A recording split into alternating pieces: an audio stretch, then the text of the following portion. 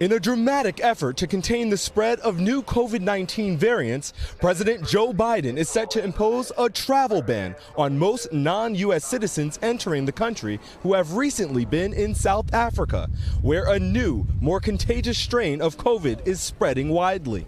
Biden will also reinstate an entry ban on nearly all non-U.S. travelers who have been in Brazil, the U.K., Ireland, and 26 other European countries. That ban, in effect since March, was rescinded by President Trump just days before his term ended. We're in a race against these variants. The virus is going to change, and it's up to us to adapt and to make sure that we're staying ahead. Health officials are extremely concerned about the South African variant, which is 50% more infectious and has been detected in at least 20 countries, but not yet in the United States. It has not come up on any of the surveillance, but we need to expand greatly our genomic surveillance.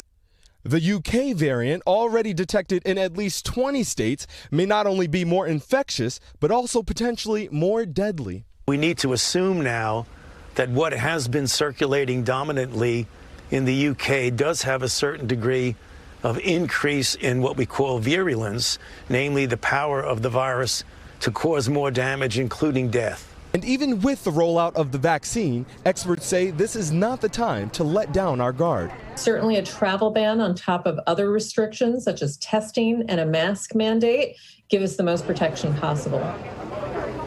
And Shaq joins us now from Chicago's O'Hare Airport. So, Shaq, when will this new travel ban take effect? Well, Kate, a White House official is telling NBC News tonight that those restrictions on travel from South Africa are expected to be in place by Saturday. Kate? Thanks for watching our YouTube channel. Follow today's top stories and breaking news by downloading the NBC News app.